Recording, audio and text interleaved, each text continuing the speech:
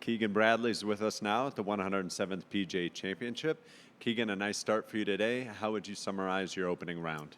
It was great. I played as solid of a round of golf today as I've played it all year. I just hit one bad drive on 9, which is a brutal hole, but played really well.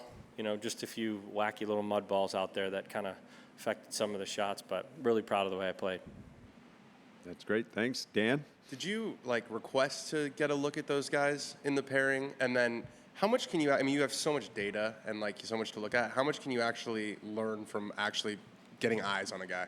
I definitely did not request that pairing. I actually kind of felt bad for the boys when I saw it because I remember my first time playing with the captain. I played with Tom Watson at the Greenbrier, and I was nervous to do that. So I was proud of the way they played today. They're such good guys and incredible players, and there's nothing in these 2 days that's going to determine yes or no if they're on this team. I'm just proud of the way they played today. I'm sure that was definitely a distraction for them. They didn't show. They played amazing.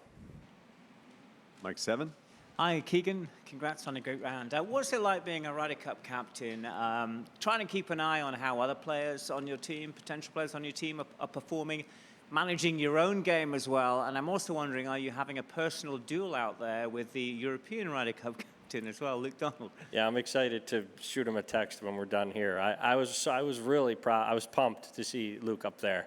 I know Hardy's been working back home, and I mean Luke's a all-time great player. It doesn't surprise me, but yeah, as I've said, when I'm inside the ropes, I'm focusing on myself as a player.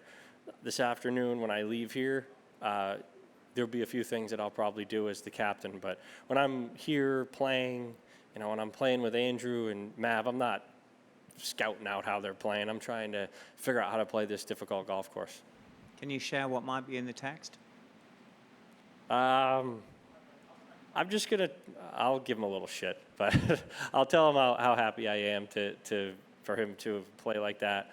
And, to come out, I don't know when the last time he played in a major was. I played here last year, but to come out here and shoot 4 under on the first day on this course is impressive.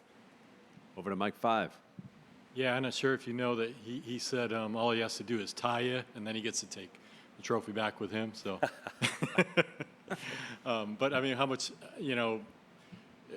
to have two Ryder Cup captains up there at the top, near the top of the leaderboard, is kind of neat, isn't it? It's unique, and one of the interesting things about becoming captain is only other captains can understand what you're going through and the day-to-day process and the pressure and everything that comes with that. So, for him to go out there and shoot that round is impressive and makes me happy.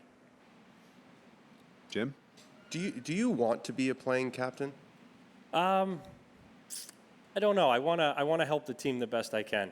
If that means playing, then I'll do that. But I think it's pretty difficult to do both. But I have incredible vice captains, including Jim Furyk, who's done this before. Snedeker and Webb and Kisner have all been assistants. So we got a great team. But when it comes down to if I think that's going to help us win, that's what I'll do. But that's the only thought in my head. Jim? I know you've had a lot of other duties, but you haven't slowed down your practice, have you? No. It hasn't affected my preparation one bit. It's a little more. The biggest challenge has been when I am practicing to not constantly think about the Ryder Cup, to be focused on what I'm doing. Because sometimes when I practice, I get into almost a meditative sort of state, and a lot of ideas come to me then. And I have like a little notebook that I write ideas down, and sometimes I can get distracted with that. But it hasn't affected my preparation at all. Juan? So I wanted to ask us the question from before from a different perspective.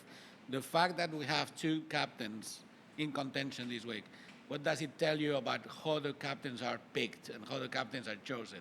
Younger people can be in contention, no? Yeah, it's definitely a different era of Ryder Cup captains. I've said a million times, if they gave Tiger or Phil or a captaincy at my age, they would have been doing the same thing. I've just been the only one given the opportunity. So, I still feel like I'm in the prime of my career. I don't feel like, I'm in this Ryder Cup role where I'm still trying to be one of the best players in the world and feel like I can be. So, just because I'm the Ryder Cup captain doesn't change my outlook towards how I compete. And it looks to me like both you and Luke are resisting to the idea of being playing captains, but it's getting to a point where you might make the team. Yeah. So what do you do with that? I mean, We'll see. I've sort of set a timetable of the U.S. Open to kind of reevaluate after the U.S. Open where we stand. But as of right now, I'm not anywhere near making the team. So, as I've said a million times, I'm acting as if I am the captain, not playing at this point.